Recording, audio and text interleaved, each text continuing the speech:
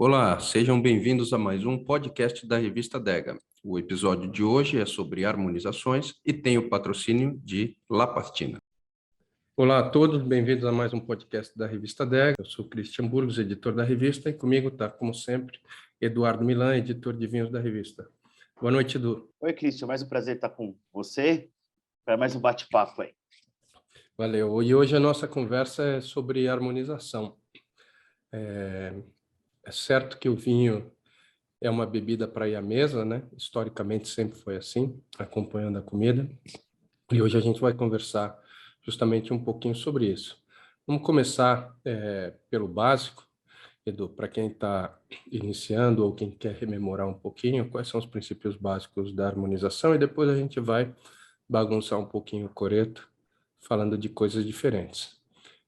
Tô vendo aí que você já cortou o cabelo, domingo vai para o julgamento da Sexta-feira, Decanter. sexta-feira, Sexta-feira? sexta-feira, Sexta-feira viagem. vai para a Inglaterra jogar na Decanter, então tá tudo chique aí. Parabéns, Edu. Legal, obrigado, Christian. Então, Christian, a harmonização, né, é um assunto, assim como tudo que envolve o vinho, né, ele tem várias camadas, mas também a nossa obrigação também é desmistificar um pouco disso. É óbvio que tem várias complexidades e tal, mas dá instruções não tão básicas, mas para que a pessoa comece a fazer a brincadeira e comece a se envolver com o assunto, né? A gente já fez e continua fazendo, a gente tem uma sessão na revista que a gente faz harmonizações com temas específicos de pratos, com relação ao estilo de comida, ou também, às vezes, fazendo ao contrário, que pratos combinam com tal estilo de vinho, com uma uva combina com que tipo de prato, e assim vai. Mas, falando dos princípios básicos, né, Cristiano, a gente tem dois, né? O por contraste e por opa! Similaridade. Tá Similaridade. difícil. Vamos lá. Então, por similaridade, aqui que a gente está falando, que são vinhos que têm as mesmas características sensoriais organoléticas do prato, né? É isso? E tem várias facetas isso. Por exemplo, se a gente está pegando um prato mais gorduroso ou com mais substancioso, a gente vai talvez buscar vinhos de maior peso de boca, maior volume de boca, cremosidade ou estrutura de taninos. Porque quando a gente fala de peso de boca, a gente não está falando só de vinho tinto, né? A gente está falando de vinho branco, de espumante, a gente está falando de rosé, e tem rosés leves, rosés mais estruturados, e isso amplia bastante a gama, né? E daí a gente vai para a similaridade nesse aspecto. E daí, para o contraste, né, Christian, que seria aquela harmonização clássica, se a gente fosse o exemplo clássico, na verdade, né? Que a gente vai falar de um queijo muito salgado com um vinho doce, né? Por exemplo, o Stilton com o vinho do Porto, o O Sauternes famoso Blue Stilton com o vinho do Porto. que é tipo, na verdade não é tipo um queijo azul, mas é como se fosse, né? Aqui no Brasil é mais difícil encontrar, mas em São Paulo é fácil encontrar. Mas tem outros queijos para fazer essa harmonização, tipo um Roquefort, alguma coisa assim. Mas também um queijo bem salgado, que tenha mais estrutura, também mais maturado, funciona muito bem, como aqueles queijos da Serra da Estrela envelhecidos, que são fabulosos, né? Se a gente fosse Legal. fazer uma harmonização clássica nesse estilo, né? Legal, essa é a harmonização clássica por contraste, né? E a gente podia usar o doce também para explicar a harmonização clássica por similaridade, né? Lógico. Então, se você tem uma sobremesa com um vinho doce, você também você estaria fazendo harmonização no sentido inverso, né? Ou na outra metodologia, que é a harmonização por similaridade. No caso dos vinhos das sobremesas, é muito mais difícil fazer harmonização por contraste. Eu não lembro de nenhuma, para falar a verdade. Então, de você ter uma sobremesa muito doce, com um vinho tinto, por exemplo. Isso eu nunca vi acontecer. Pode acontecer com brancos, mas daí você vai indo na direção dos brancos com um pouco mais de dulçor. Então, não consideraria dessa natureza. Isso já entra já no nível super avançado. Super avançado. E aí tem que fazer tem que experimentar nessas horas, né? Eu já fiz algumas coisas com chocolate e vinhos tintos super encorpados que deu certo, mas quando fizeram isso, tinha uma pessoa que experimentou antes, fez vários testes para mostrar que aquele vinho ou aquele chocolate combinaria com aquele tipo de vinho. É uma coisa muito mais... Agora, não é um chocolate ao leite, Chocolate ao leite. definitivamente. É um chocolate com alta porcentagem de cacau. É de alta 70% porcentagem para de cima. cacau. Então, você tem menos açúcar e menos leite, você vai harmonizar com a parte ou com a sensação do cacau dentro desse chocolate, né? Então, isso, com o tanino do vinho, e aí vai, né? Geralmente vinhos mais frutados, né? Já fiz alguma coisa com Amarone também, que é aquele vinho, né? Que também carrega uma untuosidade, quase um dulçor, né? Então, é isso. Geralmente isso, eles são meio secos. Então, isso explica bastante. Agora, vamos falar de algumas harmonizações que a gente usaria.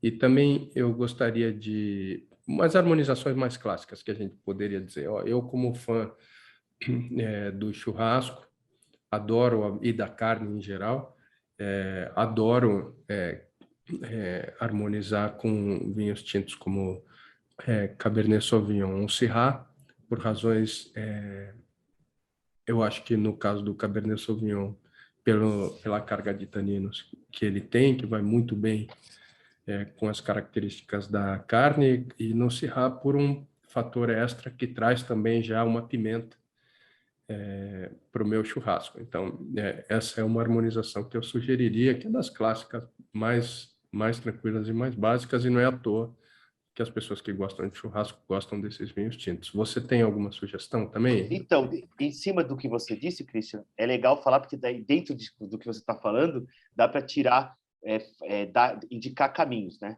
Em que sentido? Dentro do aspecto do que você imagina para um Cabernet Sauvignon, eu imagino que você está falando de um Syrah e de um Cabernet Sauvignon de estrutura média para encorpado. Isso não quer dizer que o vinho é elegante ou menos elegante. O vinho pode ser elegante, ser encorpado, estruturado. E dentro disso, a gente pode ir para uma série de outros vinhos. A gente pode ir para fazer... dentro desse conceito, você começa a imaginar em regiões ou mesmo uma outra uva. Vamos lá falar da Malbec, que todo mundo fala, mas tem um estilo de Malbec que vai muito bem também. Tem um pouco mais de fruta, talvez com algum corte de carne um pouco diferente do que você deve... Com que tipo de corte de carne você costuma fazer essa harmonização em geral? A sua? Não, mais carnes um pouco mais rústicas, né? Com um pouco mais de terrosidade. Eu gosto muito de fraldinha, acho que funciona, e um pouco mais de sangue também, bem, né? um pouco mais de irrigado. sangue, né? Tá. Eu também gosto do Denver com esse tipo de vinho, mas quando eu vou para carnes um pouco mais terrosas, aí eu pulo para a Itália, né? Entendi. Que eu acho que aí quando você pega algum Sangiovese ou alguma coisa assim, você se dá melhor. Ou de uma forma, você se dá tão bem quanto, mas de uma forma um pouco, eu acho que é ainda mais harmônico com o churrasco. Então, mas eu não queria ficar só no churrasco, não. Queria que a gente fosse para outros. Todo mundo fala de massas e vinhos, né? E muitas vezes as pessoas acham que toda massa vai ou pede um vinho tinto, quando não é verdade, né? Isso traz uma outra regra interessante da harmonização, que é justamente isso. Pode falar. Então, quando a gente está falando de molhos à base de tomate, que são os molhos tipo sugo, né? E que envolvem várias coisas, aí, dependendo de como for, a via de regra pode ser... A harmonização clássica são tintos, geralmente tintos com boa acidez e taninos médios, assim, e fruta não muito madura. Então, são os vinhos, geralmente, também a gente vai... Por que a Itália? Porque aí é a harmonização clássica, mas pensando nesse estilo, tem muitos lugares hoje fazendo vinhos, né? Uma tendência mundial fazer vinhos com mais frescor, acidez, vinhos mais gastronômicos, sim, e já via em geral. Mas se a gente fosse falar de uvas específicas, a Sangiovese, sim, mas eu não iria para um Sangiovese para um Chianti clássico reserva. Eu iria para o Chianti normal, Ou um rosso, geralmente né? ou um rosso, De e também com Montepasquino. vinhos do Piemonte, uvas Dolcetto, Barbera, que são vinhos que vão muito bem, Nero d'Avola, sem madeira ou com pouca madeira, e funciona muito bem. Isso eu estou falando de prato de massa que tem o tomate como base e talvez um pouquinho de carne e tal. A partir do momento que você aumenta a proporção de carne, você vai entrando num molho tipo ragu, pode ser uma carne tanto de boi quanto de porco, ou uma carne de cordeiro, aí você tem uma infinidade de coisas. Eu acho que daí você começa a poder ampliar sua gama de harmonizações. Em que sentido? Você vai buscar vinhos de um pouquinho mais de estrutura, talvez com uma passagem por madeira um pouco mais longa, e daí você já começa a entrar na linha dos Chiantis mesmo, Chianti reserva, daí você pode começar a querer um vinho Lang, né, que seria o vinho do Piemonte, não um Barolo, mas é um vinho que tem Nebbiolo já, e com algum outro, a uva, uma passagem por madeira. Talvez alguns vinhos, mesmo espanhóis, a gente pode começar a entrar com assim, mesmo Riojas, que a pessoa vai pensar, nossa, mas vou tomar um vinho espanhol com massa. Eu acho que depois que você tem esses princípios, você pode começar a fazer brincadeiras, né, Cristian? Eu acho Sim. que a harmonização é muito disso também. Eu nunca pensei, né, no país de origem da comida como um limitador para a definição do vinho que eu vou escolher com Sim, com sim, aquela nem eu. comida. Isso, Mas a gente mas né? às vezes a gente Mas às vezes vê as muito por pessoas se aí. condicionam a isso. Eu entendo o que você Isso. está falando. Eu gostaria de reforçar isso que você falou, né? Que o determinante, muitas vezes no prato, é o molho com que ele está sendo Ou o elaborado. recheio da Então, massa, né? Ou o ou o recheio da recheio massa. da massa, muito bem colocado. Se você tivesse, obviamente, utilizando um molho à base de queijo, um molho branco, você não iria para os tintos, né? O que que você faria, Edu? E daí a gente iria para os vinhos brancos, mas depende do queijo, né? E depende da quantidade de queijo, depende da quantidade de molho. Se fosse uma coisa à base de manteiga, porque a gente está falando de queijo, mas também tem a manteiga, que estão Sim, em cima do leite. E sim, daí sim. talvez com um vinho com menos madeira, ou um vinho que tenha uma untuosidade, mas também tenha frescor. E aí, dependendo, tem pratos muito mais untuosos, com mais gordura, né? E indo para o lado do queijo mesmo, ou dos legumes, porque você tem aquelas massas recheadas não só com, Você, com carne, você tem com nozes, você tem com várias coisas. E sim. daí isso vai aumentando a gama. E daí, por exemplo, se a gente fosse falar de uma uva, assim, Só que mais a gente não pode fugir. A gente falou da massa de molho branco, mas a gente não sugeriu a uva. Você provavelmente iria para uma uva branca, mas não uma uva branca marcada pelas gramíneas e Não, esse não, eu tipo de iria, acidez. para começar, uma coisa assim, eu pensaria no Chardonnay, Exato. no Chardonnay, e depois disso, a gente vai imaginando lugares que façam vinhos que não são parecidos com o Chardonnay, mas que são construídos sobre a mesma estrutura, né? E daí dá para a gente ir, por exemplo, tem alguns vinhos do Douro, brancos, muito interessantes. Portugal tem muito vinho branco bacana. E mesmo os vinhos brancos, alguns vinhos brancos da Itália, esse é mais complexo, mas, por exemplo, vermentinos, dá para você ir. Falando de Novo Eu Mundo, da adoro, América do aliás, Sul, eu adoro vermentino. Eu ia citar como harmonização com o branco. Recentemente eu tive uma grande experiência com o vermentino nessa situação. Uma surpresa até o Pinot Grigio, né? Vai bem nesse aspecto. mas o Pinot Grigio tem menos estrutura, depende da vinificação. Tem Pinot Grigio que tem mais estrutura, depende de como você vinificar, e depende do lugar de onde ele vem. Aí você consegue ter mais uma gama. Senão ele é um vinho que talvez a massa passe em cima dele, na minha opinião. Isso depende do queijo que você estiver usando, e depende. Eu iria talvez para algum molho ou uma guarnição da massa que tivesse mais verduras, alguma coisa assim. Não que fosse um Sauvignon O Blanc. Mas seguro, o falando de seguro, América então, é ficar ali no Chardonnay, na sua opinião. coisas desse estilo. Ou na América do Sul tem muitas coisas interessantes também, que vão nesse estilo, no Chile, na Argentina. E eu também faria harmonizações com vinhos de Portugal, da Espanha, se a gente fosse pensar, ou mesmo da Sim, França, Espanha é nesse legal pra estilo, né? caramba. É. Bacana, bacana. A E gente daí passou, também a gente pode então. falar do espumante, né? Que é um Eu coringa, acho que né? eu deixei ele para o final. vamos puxar mais alguns pratos. As pessoas Tá. falam muito de pizza e vinho. Aliás, São Paulo, pizza aos domingos, né? Pede aquele vinho. Sabe que uma vez eu estava na Califórnia, fui visitar uma vinícola do Grupo Conchitoro, que é a Fetzer, e eles trouxeram um cara para fazer pizzas para harmonizar com os vinhos que a gente estava degustando. E para mim foi uma enorme surpresa como o Zinfandel se saiu bem com quase todas as pizzas. Tirando, não tinha nenhuma pizza de atum ou alguma coisa assim, né? Mas o Zinfandel se saiu à base de queijo e também com as pizzas à base de de embutidos, vamos dizer assim. Entendi.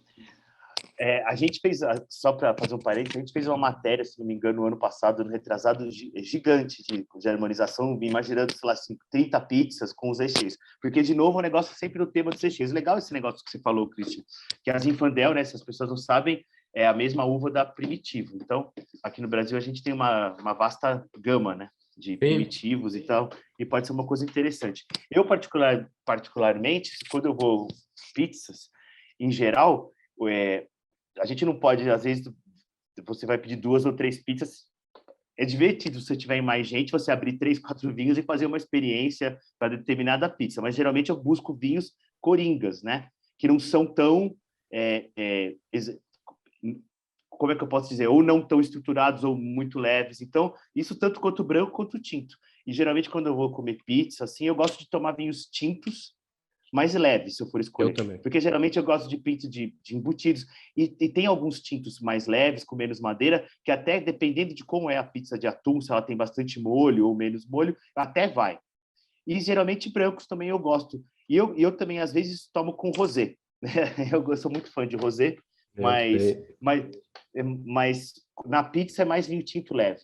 Eu sempre acabo indo Legal. para um Dolcetto, um Barbera, que eu E, gosto e, bastante. e falando dos rosés, pegando essa sua onda, falando dos rosés, você usaria o rosé harmonizando tipicamente com o quê? Então, ó, o rosé, para mim, é muito versátil, ainda mais se você vai usar em pratos que a gente vai chamar pratos de verão, mas, na verdade, são pratos que têm coisas mais frias, mesmo que tenham carnes. Por exemplo, tem muitos... eu gosto muito de comer steak tartar, eu gosto muito de comer quibe cru, e eu acho que o rosé, um pouquinho mais estruturado com esse tipo de prato, faz uma coisa bacana. Porque geralmente com esse prato você não vai comer nada quente junto, você vai comer uma salada, ou às vezes você vai pegar alguma coisa mais com especiaria. Se a gente for falar de pratos árabes, você vai ter a coalhada seca, você vai ter o homo, você vai ter o tabule, e você vai. Parece uma coisa meio. Fazer uma heresia aqui, mas acontece que o rosé mescla bem com tudo isso. Eu gosto bastante de fazer. De tomar vinho rosé com prato árabe. Muito, muito. Então, Edu, você tem razão. Quando a gente fala dos vinhos, dos pratos de verão, né? Eu também gosto muito do salmão cru com rosé e gosto daquele camarão com rosé também. Eu adoro. Lembra um pouco a praia, o rosé também me lembra a praia, então eu Com fico feliz. polvo fica bom. Com Polvo é uma polvo, delícia. Polvo é com uma rosé. delícia. Mas eu queria também que a gente fosse por um assunto que você até deu uma rabiscada, que é a questão dos por que os espumantes são considerados os coringas. E isso vai explicar um pouco para a gente também por que os vinhos, quais são os vinhos que são considerados vinhos gastronômicos, qual é o segredo dos vinhos gastronômicos. Então, vamos começar pelo espumante. Beleza. Christian, o espumante, porque tem dois temas aí, pelo menos para mim, né? Geralmente os espumantes são vinhos que têm mais acidez, uma sensação de acidez, de frescor, e principalmente pelas borbulhas, né? Que elas acabam por limpar o palato e preparar a próxima garfada. E por isso, eles são considerados coringas em harmonização. E geralmente, por isso que a gente tem o vinho espumante ficou tão reconhecido nos coquetéis, porque é um vinho que você serve, você pode ter vários tipos de coquetéis e não vai fazer feio. Não, tem vezes que ele vai funcionar melhor com uns ou com outros, justamente por aqueles princípios que a gente estava falando no começo, mas via de regra por esse componente do gás carbônico tudo em contato com as papilas gustativas, acaba limpando, né? E a acidez acaba limpando o palato e preparando para a próxima garfada. Sim, é uma Para a coisa próxima bocada. bastante interessante. A gente já fez uma degustação, uma experiência, uma matéria sobre isso, que foi, e a gente seguramente já viveu isso, né, como consumidores, é, que são refeições harmonizadas de começo ao fim, todos os pratos com espumantes, né? E é uma experiência maravilhosa. Você vai mudando o perfil do espumante, mas o espumante segue com você desde o aperitivo, passando pela entrada, os pratos principais e a sobremesa. Então, eu recomendo. É muito legal. E, assim, as coisas mais clássicas, a gente vai falar de espumante, porque assim como tem as massas com os sangiovese, essas coisas assim, eu gosto muito de espumante com frutos do mar mesmo, geralmente mais crus e coisas mais frias. Eu também gosto muito com comida oriental mesmo, né? Que aqui no Brasil a gente tem muita qualidade de comida japonesa, e mesmo comida oriental, mas as comidas japonesas têm coisas bem interessantes, e eu costumo gostar bastante. E eu sou um tomador de espumante, e eu também gosto muito de espumante, Cristian, na famosa mesa aquela reunião de amigos de queijos embutidos, né? Que Sim. se você vai para um espumante rosé e um espumante branco, um espumante rosé, numa mesa de queijos embutidos que tem de todos os tipos, gostos, sabores e texturas e quantidades de gordura e de sal e tudo, eu acho que faz super bonito. Eu sei que tem gente que gosta de harmonizar com tinto, mas e tem o costume, mas é mais complexo. Eu acho que você vai ter coisas que Eu, vão ficar muito boas e algumas vão ficar muito eu acho que piores. esse eu acho que esse é um tema crucial. Eu prefiro os queijos com brancos do que com espumantes, né? E aí é um assunto para a gente tocar. Todo mundo fala em vinho e queijo como a harmonização ideal, né? Como uma coisa que você deve fazer com recorrência, com queijo, tomar vinho. Mas o vinho para harmonizar com os queijos são os brancos e não os tintos. Isso é 99,99% sim, é isso mesmo. que você gosta sempre de ficar pensando nas exceções das coisas. Eu Não, acho que a gente mas acontece que eu acho que você tem razão. Isso desmistifica um pouco, né? Porque muitas vezes, sem nenhum preconceito, cada um toma o vinho do jeito que quer. Mas muita gente quer harmonizar fundi com vinho tinto, né? Se a gente for falar o fundi de queijo, né? E é uma cada um, coisa. de fato é isso, cada um faz o que quiser. O nosso papel é indicar o que é o mais adequado, tecnicamente falando, e pela nossa experiência. Então, Não, e na verdade é um prazer também, porque você tomar um fundi com vinho, quem nunca fez isso tem que fazer. Se a gente for ou comer um queijo, uma mesa de queijos com vinhos brancos, por exemplo, um fundi com vinho da Alsácia, com Riesling, é uma experiência muito mais bacana, na minha opinião, do que você tomar com vinho tinto, né? é verdade, eu fiquei Cheio de imaginando madeira. aquele vinho, o Marcos, que a gente degustou É, recentemente, o Marcos Molitor, né? o Marcos Molitor. Com fundi deve ficar Então, divino. e é verdade que os queijos, via de regra, são com brancos. Sim, Sim. sempre é Se o que vai você deixar. ainda não fez, faça. E se você já É, fez, experimente outros queijos com outros brancos. A gente uma vez fez uma matéria que eram 30 queijos diferentes foi para ótimo. 30 vinhos diferentes. Eu vou pedir para colocar de novo essa matéria no site e a gente coloca o link da matéria aí sei lá como é que chama, se é BIOS e não sei o quê, porque eu não sou tão É, digitalizado assim, o pessoal vai poder acessar. e a gente fez uma seleção ampla de vinhos. Tinha espumante, tinha tinto com madeira, tinto sem madeira. E foi muito Sim, bacana porque teve coisas que a gente esperava que fossem dar certo, mas teve coisas inusitadas, né? Que assim, puxa, já faz uns 5 anos que a gente fez, talvez mais. foi, A gente passa muito rápido o tempo. Mas a foi, gente tem mas várias matérias, assim, fazendo um pouquinho de propaganda boa. A gente tem muita matéria de harmonização na revista, assim, amplas, mais específicas, e muitas estão no site da revista, né, Cristian? sim. Quase todas as edições a gente tem dicas Isso, de ultimamente, harmonização, os né? últimos 2 anos está tendo toda a revista, Toda toda a edição. edição. Então, a questão é para reconhecer o papel do vinho à mesa.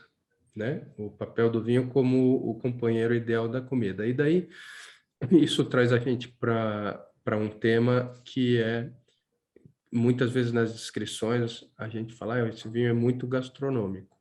E queria que você ajudasse a definir o que é um vinho gastronômico, quais as características de um vinho gastronômico, ou para você considerar ele um vinho gastronômico. Ah, sim, porque é meio subjetivo, mas subjetivo, mas ao mesmo tempo tem fundamentos. É, quando a gente, nas descrições que a gente usa, quando eu uso particularmente o vinho gastronômico e tal, eu penso assim, se ele é um vinho que tem um tanino tenso, não significa que ele tem um tanino agressivo. Se ele tem muito frescor e ele tem uma fruta expressiva, mas sem ser sobremadura. Eles geralmente são vinhos mais fluidos, que a gente fala, né? E tendo a acidez tendo um papel muito importante, na minha opinião. Não significa que é um vinho azedo, porque a gente... A acidez é o frescor que você conecta, né? Acidez a gente associa com várias coisas, mas é porque acidez em demasia não é acidez. Porque um vinho pode ser azedo, né? E daí isso já é um defeito.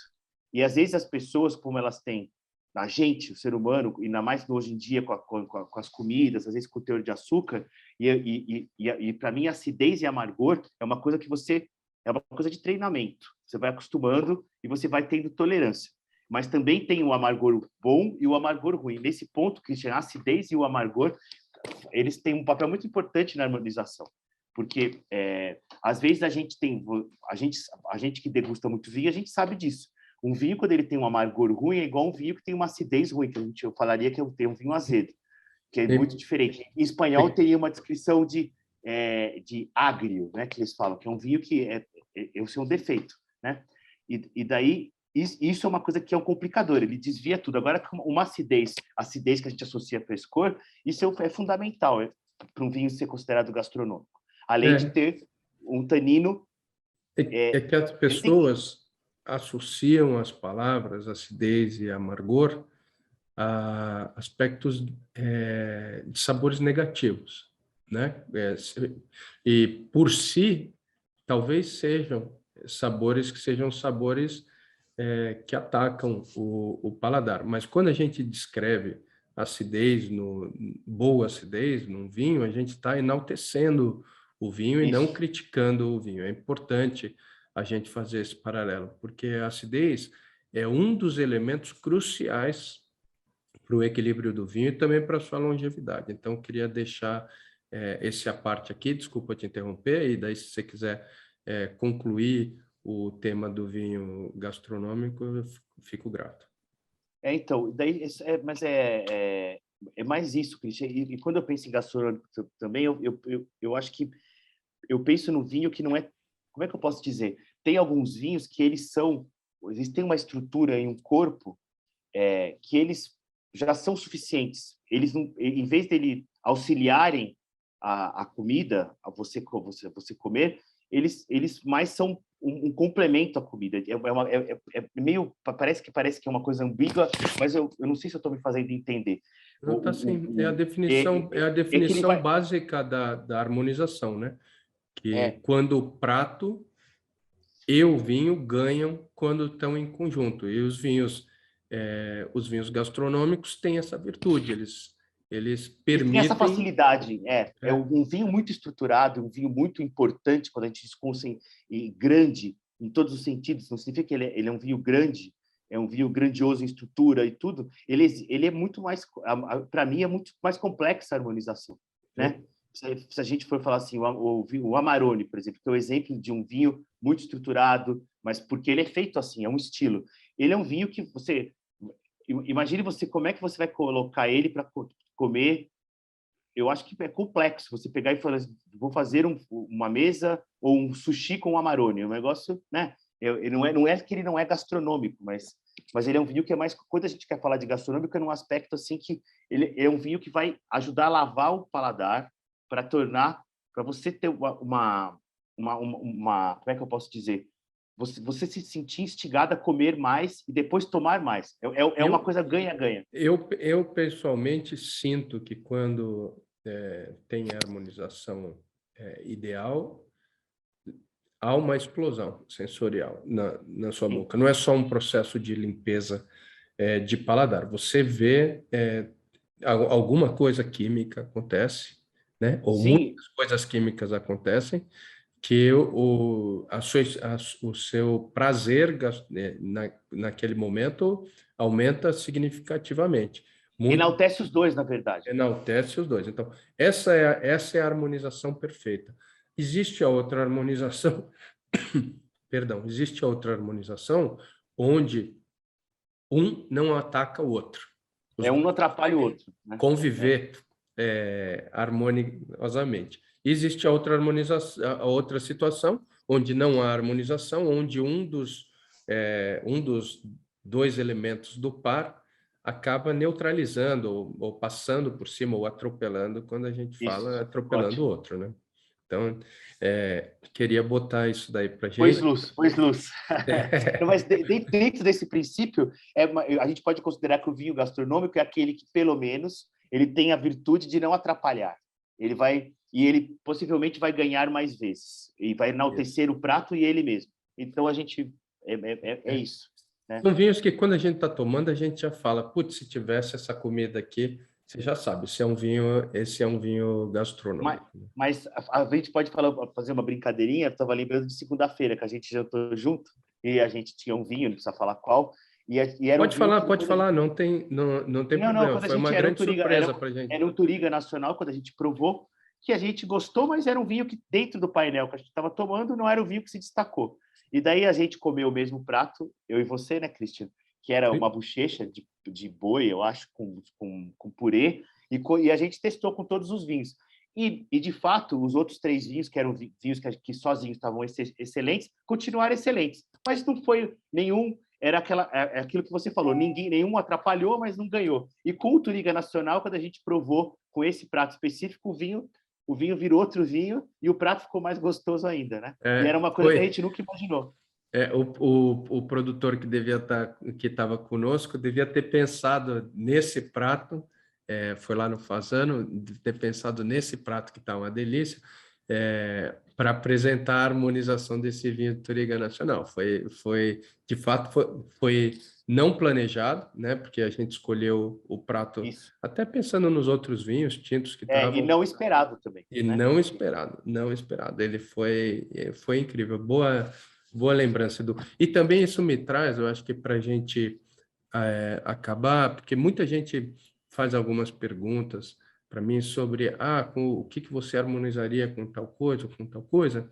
Eu acho também que existe um limite para a gente não é xiita, não adianta ficar achando que o vinho, em todas as situações, é a melhor bebida. Então, para mim, quando as pessoas falam, com o que você harmonizaria uma feijoada, eu respondo rapidamente com uma caipirinha. Você concorda com isso, Edu? Ou Eu, você eu acha que eu concordo. estou sendo pouco apaixonado pelo vinho nesse Um contexto? pouco fanista. Não, assim, eu gosto da caipirinha, eu gosto da cerveja, mas eu gosto de beber vinho. Por isso que eu estou fazendo isso, porque eu continuo gostando igual eu gostava antes de trabalhar com isso. E eu já gostava de comer feijoada com espumantes rosados, inspirado na bairrada e todos aqueles pratos que a gente tem na Península Ibérica, das coisas com os feijões brancos, com carnes e tudo. E é uma coisa que, com rosés, espumantes rosados mais estruturados, vai muito bem. Mas tudo bem, a caipirinha, beleza. Mas eu Oh, prefiro o espumante. Na sua casa eu levo o espumante quando tiver feijoada. Rosé. o engraçado é que você vai ter que trazer um Eu, grande espumante, né? Porque tem que ser um espumante ou um especial para lambrusco, isso. mas aí eu vou ficar quieta. É Que é melhor ficar muito... quieto. Mas lambrusco sem ser doce, lambruscos dos bons, que tem poucos no mercado Tem um brasileiro. renascimento do bom lambrusco, né? É a exceção da exceção da exceção da É que a exceção. gente não tem que E tratar da se, exceção, a gente tem que e se tratar aquilo que você trouxesse falou. esse vinho para o Brasil e uma pessoa que gosta de lambrusco comprasse esse vinho, não ia conseguir reconhecer o que estava tomando. Então, mas eu acho que você está certo. É bom você me provocar nesse troço da exceção da minha feijoada, mas eu vou ficar, até você trazer o grande espumante, rosé, para a gente degustar juntos, eu vou ficar Eu até iria Ela com tá um vinho aqui, que a né? gente provou recentemente, que você adorou, que chama aquele Le Puy, Ah, o não, rosado. Jô.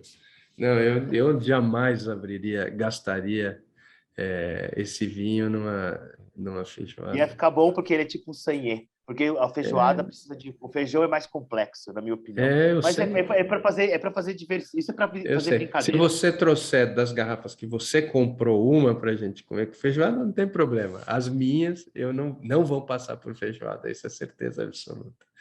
Edu, bom, eu queria te agradecer por mais essa conversa de hoje, já te desejar boa viagem, boa degustação lá na Decanter, e a gente vai se falando num próximo podcast. Obrigado, Christian.